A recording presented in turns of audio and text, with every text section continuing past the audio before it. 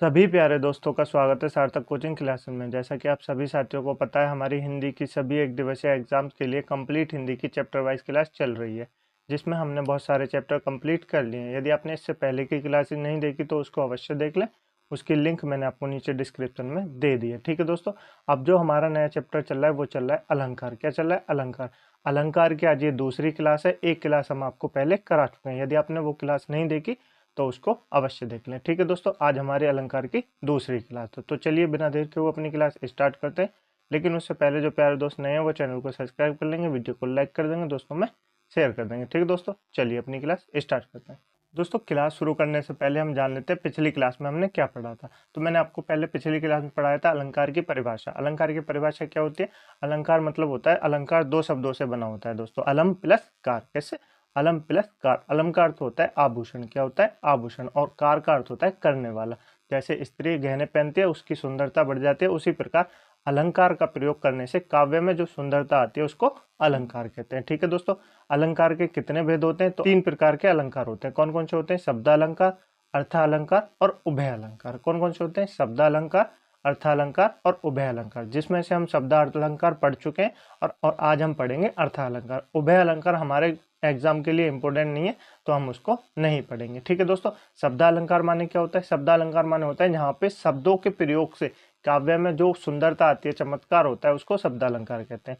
उसके हमने फिर भेद जाने थे, वो मैंने आपको पढ़ाए थे। तो मुझे आपको कमेंट बॉक्स में बताना है कि शब्दालंकार के कितने भेद मैंने आपको बताए थे। ठीक है दोस्तों, वो आप कमेंट बॉक्स में जरूर बताएंगे। ठीक है, चलिए अब जान लेते हैं दोस्तों अर्थालंकार। तो अर्थालंकार क्या होता है इसके बारे में जान लेते हैं। तो अर्थालंकार दोस्तों क्या होता है? दोस्तों जैसे शब्दालंकार मैंने आपको बताया, शब्दालंकार क्या होता है?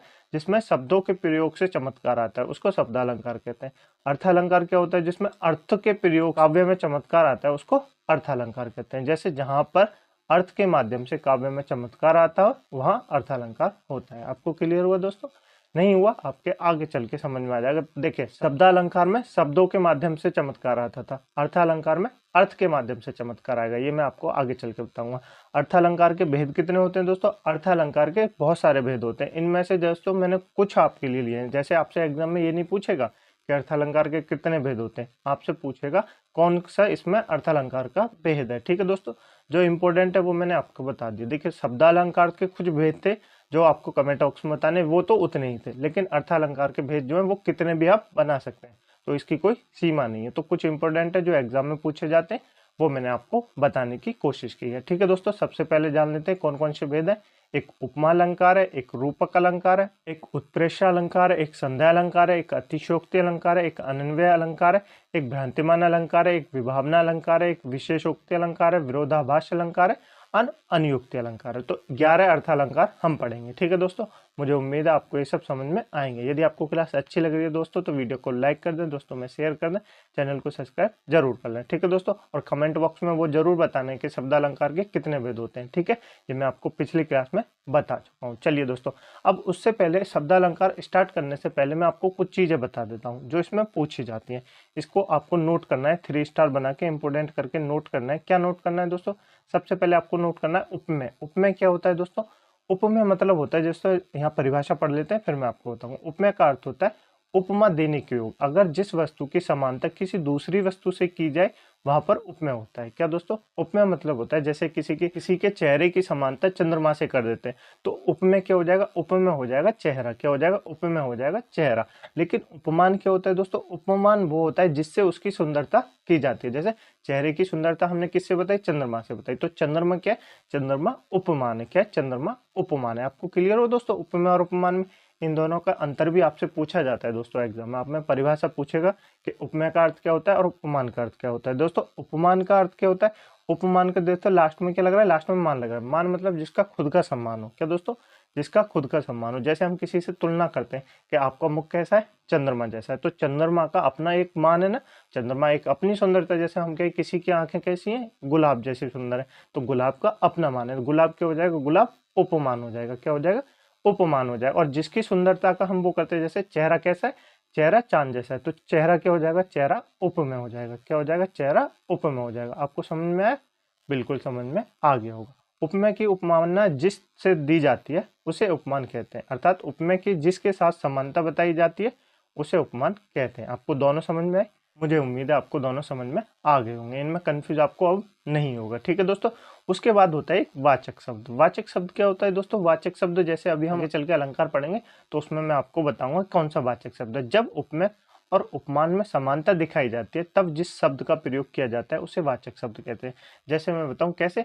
मुख कैसा है? मुख चांद सा सुंदर है। मुख कैसा है? मुख चांद सा सुंदर है। चांद सा सुंदर है। चांद सा सुंदर है। तो ये मैंने लिख दिया, मुख कैसा है? चांद सा सुंदर है। तो मुख क्या हो गया? मुख तो उपमेय हो गया, और चंद चांद क्या हो गया? चांद उपमान हो गया। और ये जो बीच में लग रहा है सा, ये क्या लग रहा है? सा। इनको जोड़ रहा है ना, तो ये वाचक शब्द हो गया। ये क्या हो गया? वाचक शब्द हो गया। सा, सी, से, ये सब क्या हो गए? वाचक शब्द हो गए। आपको वाचक शब्द समझ में आया? बिल्कुल समझ में आ गया होगा। नेक्स्ट है दोस्तों साधारण धर्म। साधारण धर्म क्या होता है? दो वस्तुओं के बीच समानता दिखाने के लिए जब किसी ऐसे गुण या धर्म की मदद ली जाती है जो दोनों में वर्तमान स्थिति में हो, उसी गुण या धर्म को साधारण धर्म कहते हैं। आपको नहीं समझ में आया? मैं बताता हूँ। देखिए दोस्तों, जैसे मैंने आपको बताया मुख कैसा है? चंद्र सा है। तो चंद्र सा है कैसा? चंद्र सा सुंदर है। सुंदर है क्या? सुंदर है।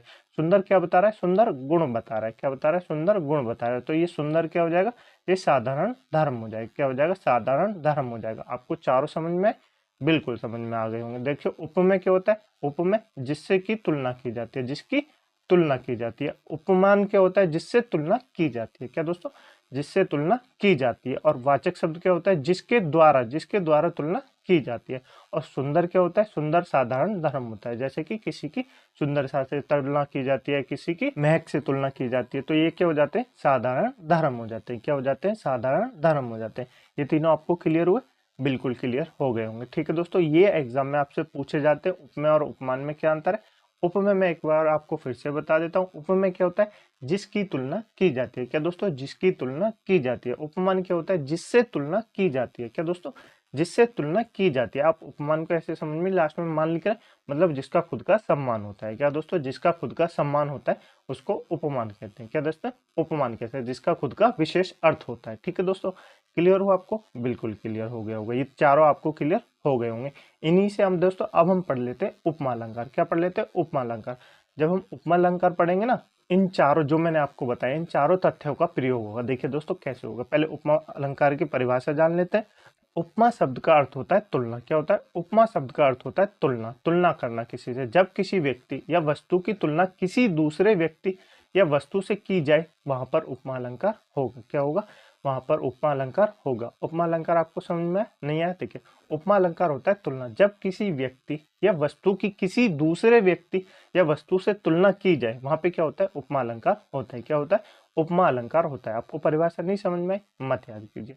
आपको इसको पहचानेंगे कैसे? कि हम जब एग्जाम में क्वेश्चन आएगा तो आप पहचानेंगे कैसे कि इसमें उपमा अलंकार है या कोई और अलंकार है। तो मैं आपको इसके याद बता देता हूँ ट्रिक कि आप कैसे पहचानेंगे उपमा अलंकार है। जब आपको सा, सी, से, सम, सरिस, इव, जिमी, सदृश्य, लो इत्यादि उपमावाचक शब्द जाने जाते हैं। क्या दोस्तों? जब आपको उपमावाचक शब्द ये मिले, सा, सी, से, सम, सरिस, इव, जिमी, सदृश्य, लो, ये वाचक शब्द आपको किसी भी उदाहरण में दिख जाए तो समझ जाइए वो कौन सा उदाहरण होगा। वो उपमा अलंकार का उदाहरण होगा। क्या होगा? उपमा अलंकार का उदाहरण होगा। इनको आप नोट कर लीजिए इंपोर्टेंट मान के। ये आपसे एग्जाम में बहुत मदद करेंगे, आपके एग्जाम में उपमा अलंकार को पहचानने में। ठीक है दोस्तों, मैं आपको पहचान के बताऊं, पढ़िए। सागर सा गंभीर हृदय, गिरी सा ऊंचा हो जिसका मन। देखिए, सागर सा क्या है? सागर सा गंभीर हृदय। कैसा है? सागर सा गंभीर हृदय। सागर क्या है? सागर तो विशाल है। सागर क्या है? सागर तो विशाल है, उसका तो अपना महत्व है। तो सागर क्या हो जाएगा? बताइए, सागर क्या हो जाएगा? सागर उपमान हो जाएगा। क्या हो जाएगा? उपमान हो जाएगा। सागर क्या हो जाएगा? सागर उपमान हो जाएगा। हृदय क्या हो जाएगा दोस्तों? हृदय उपमेय हो जाएगा। क्या हो जाएगा? हृदय उपमेय हो जाएगा। तुलना किसकी की जा रही है? हृदय की सागर से की जा रही है। किसकी की जा रही है? सागर के हृदय से नहीं, हृदय की सागर से की जा रही है। तो उपमेय हृदय हो गया, और सागर क्या हो गया? उपमान हो गया। ये सा क्या हो गया? ये वाचक शब्द हो गया। सा क्या हो गया? वाचक शब्द हो गया। और ये जो गंभीर है ये क्या हो गया? साधारण धर्म हो गया। ये क्या हो गया? साधारण धर्म हो गया। ठीक है दोस्तों, आपको क्लियर हुए? चारों मैंने आपको बता दिए, बिल्कुल क्लियर हो गए होंगे। ठीक है दोस्तों, वाचक शब्द, उपमेय शब्द, उपमान शब्द और साधारण धर्म, ये तीनों बता दिए। बिल्कुल, आप उपमान कैसा पहचानेंगे? उपमान अलंकार है सा, से, सम, सरिस, इव, जिमी, सदृश्य, लो इत्यादि। अगर आपको वाचक शब्द दिखे तो समझ जाइए वो क्या है? उपमा अलंकार है। इनमें भी सबसे इंपॉर्टेंट आपको याद रखना है सा, सी, से, सम, सरिस। ये 5 जो है ये आपको याद रखने हैं, ये सबसे ज्यादा एग्जाम में बताए जाते हैं। जैसे सा है यहाँ पे, बिल्कुल नीचे वाले एग्जाम को देखिए, गिरी सा ऊंचा हो जिसका मन। गिरी, गिरी मतलब क्या होता है, गिरी मतलब पहाड़ होता है, गिरी मतलब क्या होता है, पहाड़। ये क्या है, उपमान है, क्या है, उपमान है, क्या है, उपमान है। सा क्या है, सा वाचक शब्द है, सा क्या है, वाचक शब्द है। अब मन क्या है, मन उपमेय, क्या है, मन क्या है, मन उपमेय। तुलना किसकी की जा रही है, मन की जा रही है कि गिरी सा जिसका मन ऊंचा हो उसको कहते हैं। तो ऊंचा क्या है, ऊंचा साधारण धर्म है, ऊंचा क्या है, ऊंचा साधारण धर्म है। क्लियर हुआ दोस्तों आपको, बिल्कुल चारों क्लियर हो गए होंगे। ठीक है दोस्तों, ठीक है। उपमा अलंकार के भी दोस्तों दो एग्जाम्पल होते हैं। क्या दोस्तों, उपमा अलंकार के भी दो भेद होते हैं। एक तो होता है पूर्ण उपमा, एक होता है लुप्त उपमा। क्या दोस्तों, एक तो होता है पूर्ण उपमा, एक होता है लुप्त उपमा। अब ये पूर्ण उपमा और लुप्त उपमा क्या होते हैं दोस्तों। पूर्ण उपमा जैसे आपको नाम से याद समझ में आ रहा होगा, पूर्ण उपमा, पूर्ण उपमा मतलब जो पूरा है, पूरा मतलब जिसमें जैसे चारों धर्म होते हैं, जैसे उपमेय हो, उपमान हो, वाचक शब्द हो, साधारण धर्म हो, वो क्या होता है, वो पूर्ण उपमा होता है। जैसे अभी मैंने उपमा के उदाहरण सुना है, वही मान लीजिए वही पूर्ण उपमा है। लेकिन लोप उपमा क्या हो जाएगा, जिसमें साधारण धर्म, उपमेय, उपमान या वाचक, इन चारों में से कोई एक भी गायब हो, तो वो क्या हो जाएगा, लोप उपमा हो जाएगा। क्या हो जाएगा, लोप उपमा हो जाएगा। आपको परिभाषा बता देता हूँ। इसमें उपमा के सभी अंग होते हैं, उपमेय, उपमान, वाचक शब्द, साधारण धर्म आदि अंग होते हैं, वहां पर पूर्ण उपमा होता है।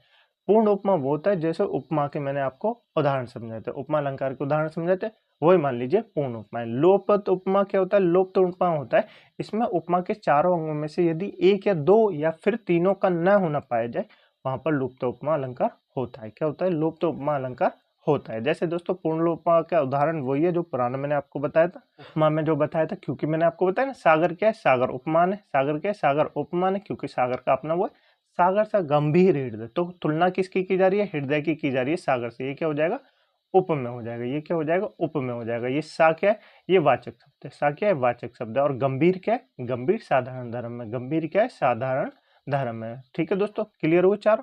तो ये क्या हो जाएगा, पूर्ण लोपमा हो जाएगा, पूर्ण उपमा हो जाएगा। लुप्त उपमा क्या होता है, जैसे दोस्तों मैंने आपको एग्जांपल दिया, जिसमें से चारों में से कोई एक भी गायब हो। क्या दोस्तों, चारों में से कोई एक भी गायब हो, तो वहां पे लुप्त उपमा हो जाएगा। जैसे एग्जांपल है आपके सामने, मुख सा चंद्र है, मुख सा चंद्र है। मुख क्या है, मुख की तुलना किसकी की जा रही है, मुख की तुलना चंद्रमा से की जा रही है, तो मुख क्या हो जाएगा, उपमेय हो जाएगा। मुख क्या हो जाएगा, उपमेय हो जाएगा। चंद्रमा क्या है, चंद्रमा उपमान है, क्यों, क्योंकि तुलना किससे की जा रही है, चंद्रमा से की जा रही है, किसकी, मुख की। और सा क्या हो जाएगा, सा वाचक शब्द हो जाएगा, सा क्या हो जाएगा, सा वाचक शब्द हो जाएगा। लेकिन यहाँ पे तीन तो हैं, लेकिन आप बताएंगे साधारण धर्म यहाँ पे नहीं है। क्या दोस्तों, साधारण धर्म यहाँ पे नहीं है। साधारण धर्म कब होता है, जब मैं आपको बताता कि मुख सा, मुख जो है सा चंद्र है, मुख सा चंद्र नहीं है, मुख चांद सा सुंदर है, मुख चांद सा सुंदर है, तो सुंदर क्या हो जाता है, साधारण धर्म हो जाता। तो यहाँ पे साधारण धर्म गायब है, तो कौन सा हो जाएगा, लुप्त उपमा हो जाएगा। कौन सा हो जाएगा, लुप्त उपमा हो जाएगा। आपको दोनों क्लियर हुए, बिल्कुल क्लियर हो गए होंगे। आगे चले, चलिए आगे चलते हैं। हमने जान लिया दोस्तों उपमा अलंकार क्या होता है, उसके भेद कितने होते हैं, ये दोनों हमने पढ़ लिए। ठीक है दोस्तों, मुझे उम्मीद है आपको ये क्लियर हो गए होंगे। अब जान लेते हैं दोस्तों रूपक अलंकार क्या होता है। रूपक अलंकार, रूपक अलंकार क्या होता है दोस्तों, जहां पर उपमेय और उपमान में कोई अंतर न दिखाई दे, वहां पर रूपक अलंकार होता है। अर्थात जहां पर उपमेय और उपमान के बीच के भेद को समाप्त करके उसे एक कर दिया जाता है, वहां पर रूपक अलंकार होता है। जैसे मैं दोस्तों, आपको समझ में नहीं आया, मैं आपको फिर से बताता हूँ। देखिए दोस्तों, उपमेय उपमान तो आपको क्लियर है, जहां पे उपमेय और उपमान में कोई भेद ना हो, वहां क्या होता है, रूपक अलंकार होता है। जैसे चांद सा सुंदर नहीं है, मुख जो है चांद ये। क्या दोस्तों, मुख जो है चांद ये, ऐसे करके बता दिए। जैसे नैन जो मतलब आंखें जो है ना, गुलाब सी सुंदर नहीं है, आंखें मतलब गुलाबी है, आंखें मतलब गुलाबी है। तो गुलाब और आंखों को क्या कर दिया, एक कर दिया गया। चांद और मुख को क्या कर दिया गया, एक कर दिया गया। तो क्या हो जाएगा, रूपक अलंकार हो जाएगा। जैसे आपके सामने एग्जाम्पल है, चरण कमल बंधो हरिराई। मोस्ट फेमस जो एग्जाम्पल है यही है, एग्जाम में जो पूछा जाता है सबसे ज्यादा, ये आपको नोट करना है। चरण कमल बंधो हरिराई। ठीक है दोस्तों, चरण कैसे हैं? चरण कमल है। क्या दोस्तों, चरण मतलब ऐसे हैं जैसे कमलियों, क्या है, कमलियों। तो वो चरण, चरण से कमल नहीं, मतलब कमल से चरण नहीं है, चरण ऐसे हैं कि कमल ही है। क्या दोस्तों, कमल ही है। तो चरण की और कमल की तुलना की जा रही है, उपमेय और उपमान में कोई भेद नहीं है। तो कौन सा हो जाएगा, रूपक अलंकार हो जाएगा। नेक्स्ट है, मैया मैं तो चंद्र खिलौना लूं। मतलब चंद्र सा खिलौना नहीं लेना है, क्या लेना है, चंद्र ही खिलौना लेना है। क्या लेना है, चंद्र जो है वो ही खिलौना लेना है। मैया कह रही है मैं चांद सा खिलौना ले दूंगी, नहीं, चांद सा नहीं, चंद्र ही खिलौना लेना है। तो क्या हो जाएगा, रूपक अलंकार हो जाएगा, क्योंकि चंद्रमा ही लेना है। क्या लेना है, चंद्रमा ही लेना है। तो चंद्र क्या है, एक उन्होंने खिलौना समझ लिया और वो ही उनको चाहिए, चंद्र सा नहीं चाहिए। तो क्या हो जाएगा, रूपक अलंकार हो जाएगा। ठीक है दोस्तों। नेक्स्ट है मुख रूपी चांद पर राहु भी धोखा खा गया।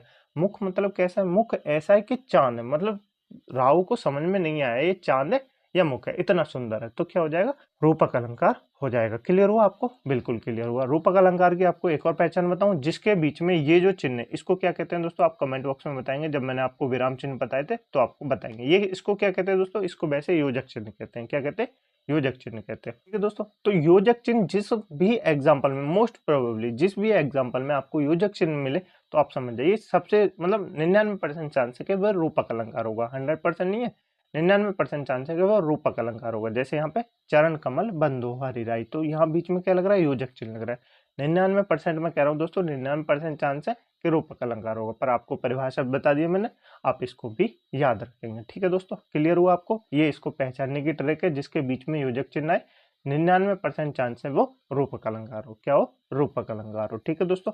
बाकी आप तो जान लेंगे, जहाँ उपमेय और उपमा में कोई भेद ना हो वहां पे भी रूपक अलंकार होता है। ठीक है दोस्तों, आगे चले, चलिए आगे चलते हैं। अब जान लेते हैं दोस्तों उत्प्रेक्षा अलंकार। उत्प्रेक्षा अलंकार क्या होता है दोस्तों, जहां पर उपमान के न होने पर उपमेय को ही उपमान मान लिया जाए, अर्थात जहां पर अप्रस्तुत को प्रस्तुत मान लिया जाए वहां पर उत्प्रेक्षा अलंकार होता है। आपको परिभाषा याद नहीं, बिल्कुल याद नहीं करनी, आपको क्या करना है, आपको ट्रिक याद रखनी है। क्या याद रखना है, ट्रिक याद रखनी है। उत्प्रेक्षा अलंकार को पहचानने के कौन कौन से शब्द हैं, जैसे मैंने आपको उपमा अलंकार के पहचानने की ट्रिक बताई, सा से सी, तो ऐसे ही मैं आपको उत्प्रेक्षा अलंकार को पहचानने की ट्रिक बताऊंगा। जैसे मानो, मनहु, मनु, मनहु, जानु, जन, इवु, जानू, जो, ये सब क्या है दोस्तों, उत्प्रेक्षा अलंकार को पहचानने के वाचक शब्द हैं। क्या है, उत्प्रेक्षा अलंकार को पहचानने के वाचक शब्द। तो आपको इनमें से भी क्या रखना है, मानो, मानु, मनहु, मनहु, जानो, जनू, जानू, ये सब क्या है, ये सब उत्प्रेक्षा अलंकार को पहचानने के शब्द। तो आपको ये इंपोर्टेंट करके लिखने। ठीक है दोस्तों, आपको एग्जांपल से समझ में आया नहीं है, मैं आपको एग्जांपल बताता हूँ। देखिए दोस्तों, सोवत ओढ़े पीठ पत्र श्याम सलोने गात, मानु नीलमणि शैल पर आतो परो प्रभात। ये क्या है दोस्तों, मोस्ट फेमस जो एग्जाम्पल है उत्प्रेक्षा अलंकार का, ये आपको 10th क्लास में भी देखने को मिल जाएगा, आपसे एग्जाम में पूछा जाता है। तो ये आप बता देंगे क्या हो जाएगा, उत्प्रेक्षा अलंकार हो जाएगा। इसमें क्या आ रहा है, मनहु, क्या आ रहा है, मनु आ रहा है। मनु आपको वाचक शब्द समझ में आया, क्या हो जाएगा, उत्प्रेक्षा अलंकार हो जाएगा। क्लियर हुआ। आप परिभाषा के चक्कर में पढ़ेंगे इसमें तो आपको नहीं समझ में आएगा, आप इनके वाचक शब्द को याद रख लीजिए, आपको एग्जाम में क्वेश्चन सॉल्व हो जाएगा। ठीक है दोस्तों, क्लियर हो दोस्तों आपको, बिल्कुल क्लियर हो गया होगा। ये जो तीनों मैंने आपको पढ़ाए, उपमा अलंकार, रूपक अलंकार, उत्प्रेक्षा अलंकार, इनको तो आप 3 स्टार बना के अपनी नोटबुक में अलग से लिख लीजिए, क्योंकि 99% चांस है कि आपसे इन्हीं अलंकार से आपसे क्वेश्चन पूछा जाएगा।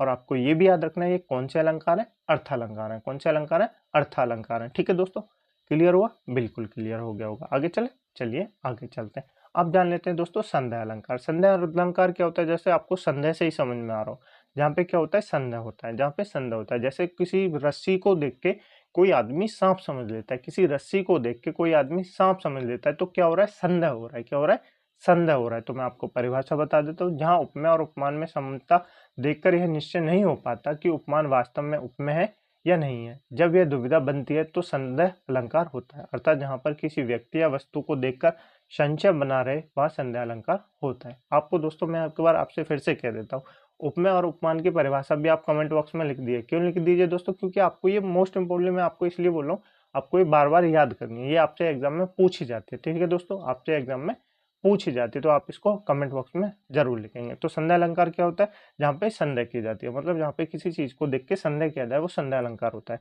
जैसे सबसे फेमस इसका जो एग्जाम्पल है वो ये है, क्या है दोस्तों, सारी विच नारी है कि नारी विच सारी है, सारी ही की नारी है कि नारी ही की सारी है। ये क्या है दोस्तों, सबसे फेमस एग्जाम्पल है।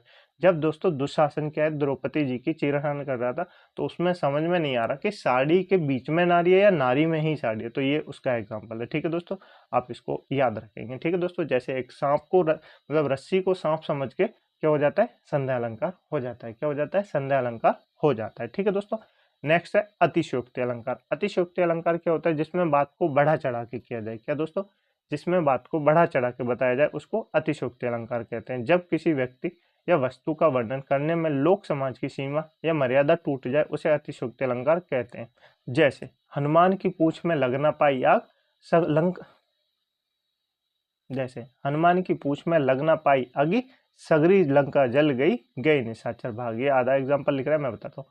हनुमान की पूंछ में लग ना पाई आग, लंका सारी जल गई, गए निशाचर भाग। ये इसका सही एग्जाम्पल है। तो क्या हुआ, मतलब हनुमान जी की पूंछ में आग भी नहीं लग पाई है और पूरी लंका जल गई और निशाचर भाग गए। ऐसा थोड़ी होता है, मतलब आग लगेगी तभी तो लंका जल पाएगी, पर उससे पहले कह रहे हैं लंका मतलब पूंछ में आग नहीं लग पाई है, लंका सारी जल गई और निशाचर सारे भाग गए। तो क्या हो गया, अतिशोक्ति हो गया। क्या हो गया, अतिशोक्ति हो गया। ये इसका फेमस एग्जाम्पल है, आप इसको भी याद रखेंगे। मैंने जो मोस्ट प्रोबेबली जो एग्जाम्पल दिए हैं दोस्तों, जो 10वीं 12वीं ये सब एग्जाम्पल है ना जो आपसे पूछे जाते हैं, वही आपको एग्जाम्पल दिए ताकि आपको याद करने में कोई प्रॉब्लम ना हो। ठीक है, आगे चलें।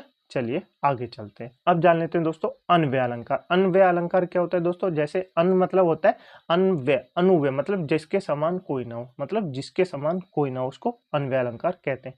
जब उपमेय में समता की कोई उपमाना नहीं आता और कहा जाता है कि उसके समान वही है, तब अन्वय अलंकार होता है। जैसे आपके समान कौन है, आपके समान आप खुद हैं। क्या है, आपके समान आप खुद हैं। जैसे कि कहते हैं ना कि सुल्तान पिक्चर देखी आपने, बिल्कुल देखी होगी, जिसमें कहता है कि सुल्तान को कौन हरा सकता है, तो सुल्तान को सुल्तान ही हरा सकता है। तो क्या हो जाता है, वो अन्वय अलंकार हो जाता है। क्या हो जाता है, अन्वय अलंकार हो जाता है। जैसे भारत के समान कौन है, भारत के समान सिर्फ भारत है। क्या है, भारत के समान सिर्फ भारत है। तो क्या हो जाएगा, अन्वय अलंकार हो जाएगा। जैसे भारत के समान भारत है, तो क्या हो जाएगा, अन्वय अलंकार हो जाएगा। क्लियर हो आपको, बिल्कुल क्लियर हो गया होगा। नेक्स्ट है दोस्तों भ्रांतिमान अलंकार। भ्रांतिमान अलंकार क्या होता है, जब उपमेय में उपमान के होने का भ्रम हो, मतलब भ्रांति जैसे भ्रम हो। जैसे संदेह क्या होता है, जहाँ पे संदेह हो, भ्रांति मतलब जहाँ भ्रम हो जाए वहां पर भ्रांति अलंकार होता है। अर्थात जहां पर उपमेय और उपमान दोनों को एक साथ देखने पर उपमान का निश्चयात्मक भ्रम हो जाए, मतलब यहाँ पर एक वस्तु को देखने पर दूसरी वस्तु पर भ्रम हो जाए, वहां भ्रांतिमान अलंकार होता है। देखिए दोस्तों, संदेह अलंकार और भ्रांतिमान अलंकार में इतना एग्जाम्पल है। देखिए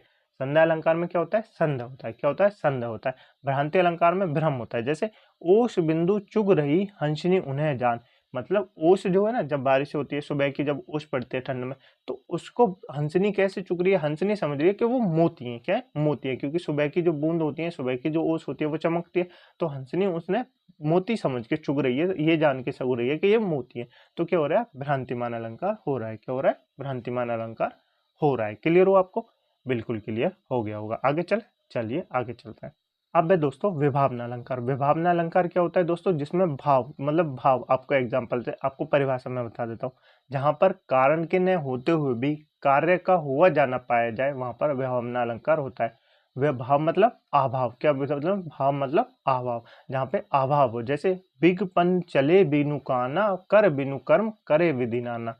फेमस एग्जाम्पल है, आप नोट करेंगे, ट्रिपल स्टार बना के आपसे एग्जाम में पूछा जाता है। बिनु पग चले सुने बिनु काना, कर बिनु कर्म करे विधि नाना। इसका एग्जाम्पल मतलब क्या है दोस्तों, इसका बिन पैरों के तो चलता है, बिना कानों के तो सुनता है और बिना काम के काम करता है। ये क्या है दोस्तों, ये विभावना मतलब अभाव है। क्या दोस्तों, जिसके पैर नहीं हो सकते वो कैसे चल सकता है, जिसके पैर नहीं हो सकते वो कैसे चल सकता है, जिसके कान नहीं हो सकते वो कैसे सुन सकता है। तो क्या हो रहा है, विभावना अलंकार हो रहा है। अभाव है। बिनु पग चले सुने बिनु काना, कर बिनु कर्म करे विधि नाना। क्या हो जाएगा, विभावना अलंकार हो जाएगा। क्लियर हो आपको, बिल्कुल क्लियर हो गया होगा। आप इनके एग्जाम्पल भी नोट करेंगे, क्योंकि दोस्तों इनके एग्जाम्पल है ना, आपसे एग्जाम में पूछे जाएंगे। जो फेमस है मैंने आपको लिख दिए, बाकी एक दो आप और देख लेंगे। जब हम प्रैक्टिस करेंगे ना दोस्तों, तो मैं आपको अलग अलग ला के दिखा दूंगा। ठीक है, चलिए नेक्स्ट है विशेषोक्ति अलंकार। विशेषोक्ति अलंकार क्या होता है, काव्य में जहाँ कार्य सिद्धि में समस्त कारणों के विद्यमान रहते हुए भी कार्य न हो पाए, पर विशेषोक्ति अलंकार होता है। आपको समझ में आया, नहीं आया, मैं आपको बताता हूँ।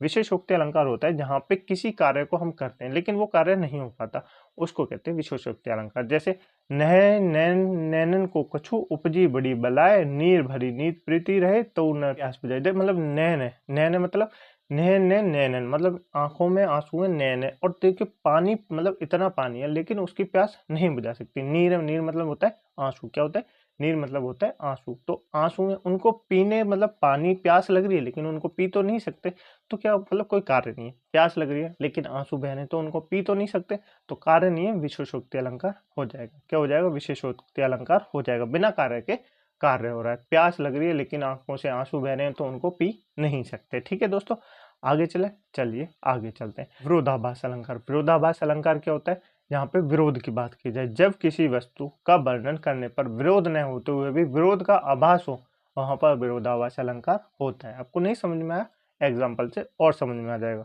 जैसे जब से आंख लगी तब से नए आंख लगी, मतलब जब नए नए प्रेमी होते हैं तो क्या होता है, जब दो आंखें लगती हैं, एक दूसरे से आंखें मिलती हैं तब से ना आंख लगी, आंख मतलब सोना, आंख मतलब क्या होता है सोना, जब से आंख लगी तब से सोया नहीं जा रहा, ऐसे थोड़ी होता है, जब से आंखें लगी तब से आंख नहीं लगी, ये तो क्या होता है विरोधाभास अलंकार हो रहा है। क्या हो रहा है, विरोधाभास अलंकार हो रहा है, जब से आंख लगी है तब से आंख ही नहीं लगी है, मतलब नींद ही नहीं आई है। ठीक है दोस्तों, नेक्स्ट है दोस्तों, यह अथा पानी रहता है, यह सूखा सा गात्र, मतलब एक सूखा सा गात्र है, वो इतना सारा पानी रखता है लेकिन सूखा है। क्या दोस्तों, सूखा है, ऐसा कैसे हो सकता है, जब इतना पानी रखता है तो इतना सूखा कैसे हो सकता है, तो क्या हो जाएगा विरोधाभास अलंकार हो जाएगा। नेक्स्ट है, प्रियतम को समक्ष पा कामिनी न जा सकी न ठहर सकी।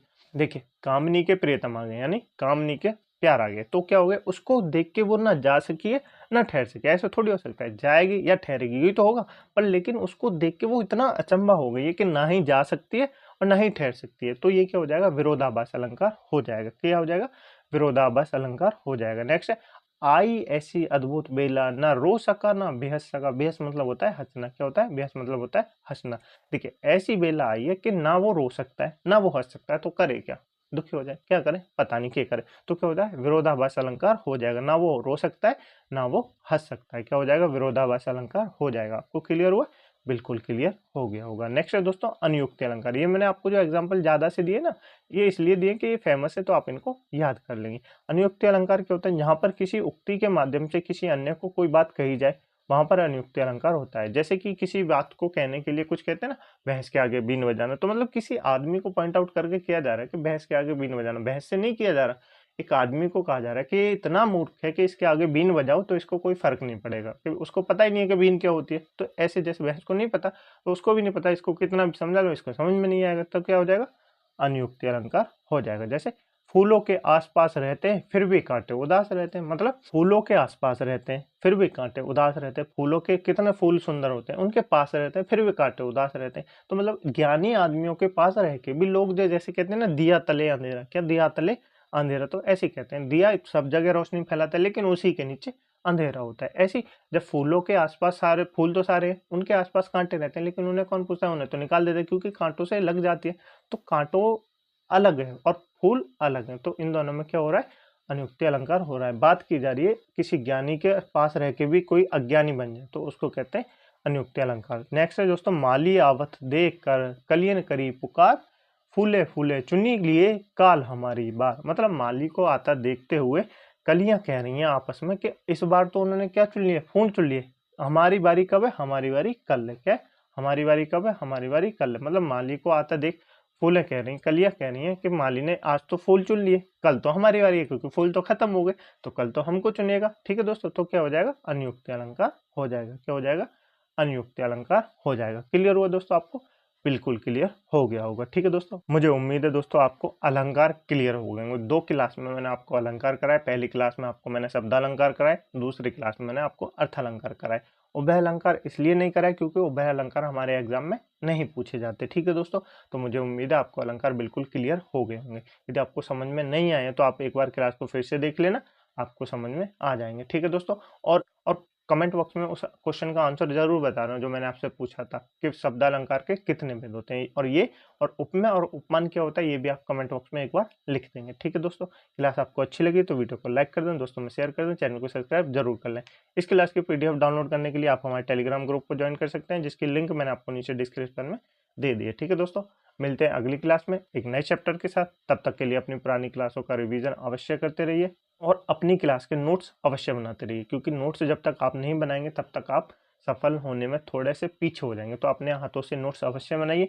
इस क्लास की पीडीएफ डाउनलोड करके टेलीग्राम से हमारे टेलीग्राम से क्लास की पीडीएफ डाउनलोड कर लेना, उससे फिर अपने नोट्स बना लेना। ठीक है दोस्तों, इस तरह आप अपनी क्लास को अपनी तैयारी को और मजबूत बना सकते हैं। ठीक है दोस्तों, मिलते हैं अगली क्लास में एक नए चैप्टर के साथ, तब तक के लिए अपना ध्यान रखिएगा। जय हिंद, जय भारत।